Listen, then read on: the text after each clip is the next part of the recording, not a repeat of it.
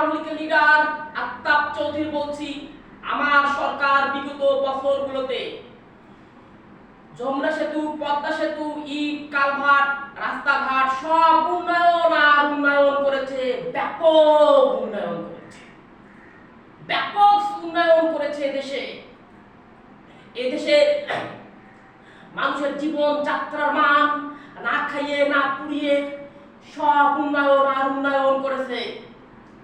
আমার সরকার যত মন্ত্রী মিনিস্টার আছে কেউ দেশের টাকা বাহিরে পাচার করে নাই। আমি এই এলাকার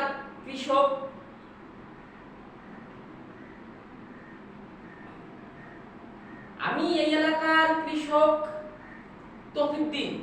আমার একটা মেয়ে আছে, মেয়েটা আমার মুরগি পালে। আব্বু আব্বু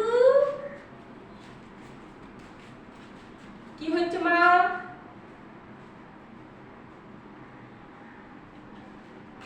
ওই আফতাব চৌধুরীর বাসায় মুরগিটা গেছে আব্বা। মুরগিটা আর আসে না আব্বা, আমরা গত রাতে আসিনি আব্বা। তুমি একটু যে ওদের বাসায় খোঁজ নিবা। ঠিক আছে মা, আমরা তো গরিব মানুষ, আমাদের তো মুরগিটাই সম্ভব। ঠিক আছে, তোমার আফতাব কাকার বাড়ি যাই।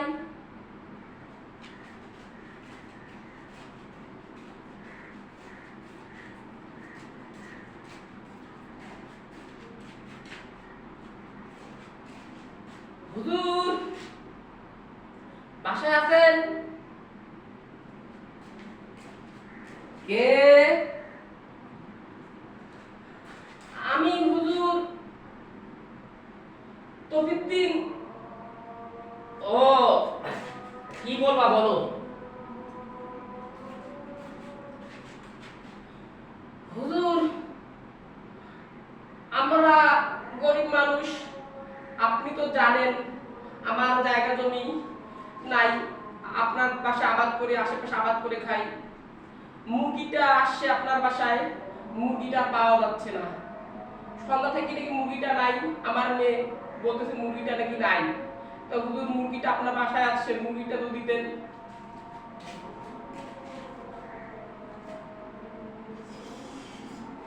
এই তৌফিকদ্দিন বেড়া কৃষক, তোর মুরগিকে তুই বাঁধি রাখতে পারিস না?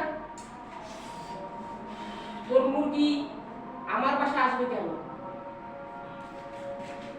হুজুর মুরগি তো আর কথা বলতে পারে না, পশু মানুষ, তার তোর জ্ঞান বুদ্ধি নাই, মুরগি তোর বোঝে নাই যে এটা হচ্ছে আওয়ামী লীগের লিডার আফতাব চৌধুরীর বাসা। এই বেটা বেশি কথা বলো না, মুরগিকে কথা বলাতে পারো না? যা, তোর মুরগি হবে না, তোর মুরগি হবে না।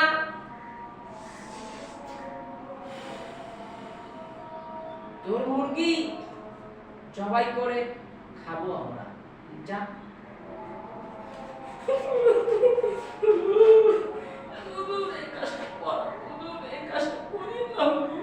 আমরা গরিব মানুষ, মুরগি মুরগি বকরি পালি চলি।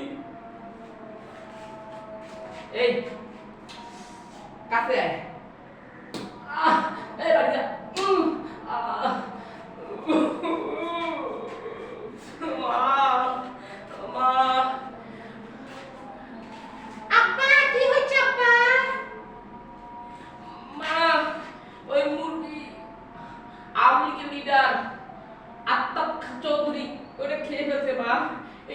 চাইও না,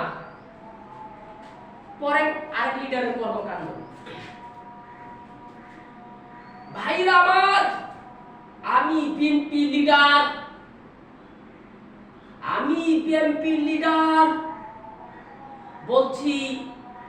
আপনারা তো আমাকে সবাই চিনেন, আমি বিএনপির একমাত্র সুনামধর্মী বিশিষ্ট ব্যবসায়ী, বিশিষ্ট রাজনীতিবিদ, আমি জামাল ভুইয়া। আমার সরকার এই বিগত বছরে ইলিশ মাছ ভারতে পাচার করতে দেয় নাই, ভারতে বিক্রি করে নাই। এই সুখে দুঃখে এই এলাকার গরিব মানুষ খাইয়েছে, সস্তা কম টাকায় চাল ডাল দিয়েছে। আমার সরকার উন্নয়ন আর উন্নয়ন, ব্যাপক উন্নয়ন। এদেশে আমাদের বেলায় এদেশে গরিব মানুষ ছিল না, কেউ ভাতের অভাবে, কেউ টাকার অভাবে, কেউ কাপড়ের অভাব ছিল না। আমরা বিগত আবার আসলে এদেশে উন্নয়ন দিয়ে ভরে দিব। আজকের মতো আমার জনসভা এখানেই মুলতবি করা হলো। আমি এই এলাকার গরিব কৃষক, নাম আমার সম্বারু। আমার কয়টা ছাগল আছে, আমার মেয়ে ছাগল পালে, আমরা এটা করে চলি।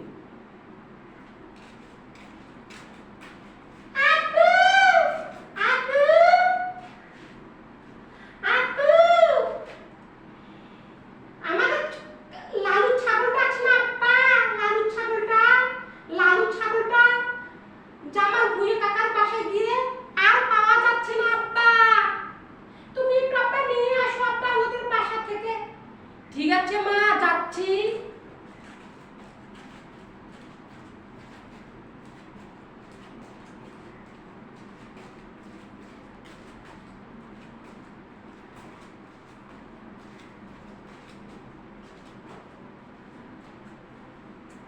ঠক ঠক ঠক ঠক ঠক ঠক।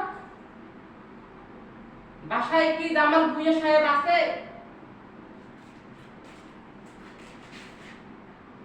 কে? ও সম্বারু, কি বলবা? হুজুর, আমার লালু ছাগলটা আমার শখের ছাগল, আপনার বাসায় শখের ছাগলটা যদি সন্ধ্যায় আসছে, আপনার ছেলে পেলে কামলাগুলো ধরে নিয়ে আসছে, আপনার নাকি ক্ষেত খেয়েছে, ছাগলটা দিতেন।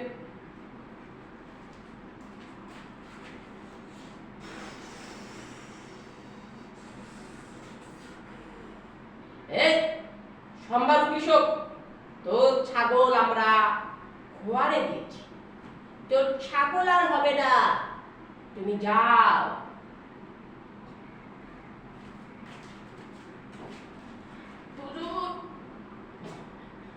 আমরা খেতে খাওয়া মানুষ, কৃষক মানুষ, ছাগলটা খোয়ারে দিয়েছেন, আমাদের তো ছাগলটা বের করে টাকা নেয়।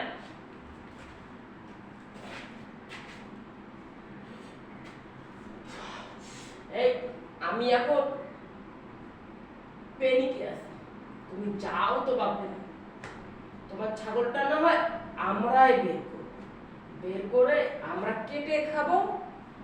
এ বেটা তুই যা।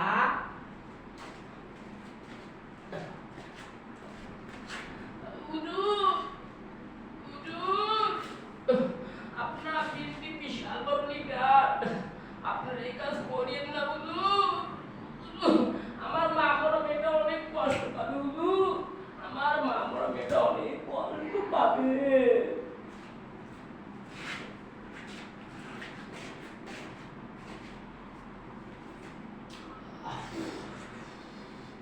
এই বেটা, তুই নেকা কান্না করতেছিস কে রে? তুই যা, তুই ছাগল আমরা যাবো। এই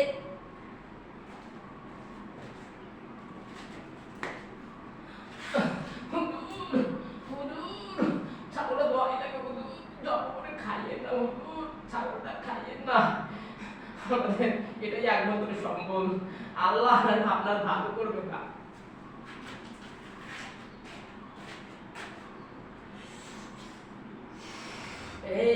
এই বেটা সম্বারু, তুই আল্লাহর দোহাই দিস, আমার কাছে আল্লাহ আসেনি, আমি সব খেয়ে ফেলছি জীবনে। তুই বেটা যা, তোর ছাগলও আমি খেয়ে ফেলবো, যা। তোর কি কথা কানে যায় না? আমি সব খেয়েছি জীবনে, তোর ছাগল খেলে আল্লাহ কিছুই করবে না। তুই এখান থেকে পাঠ।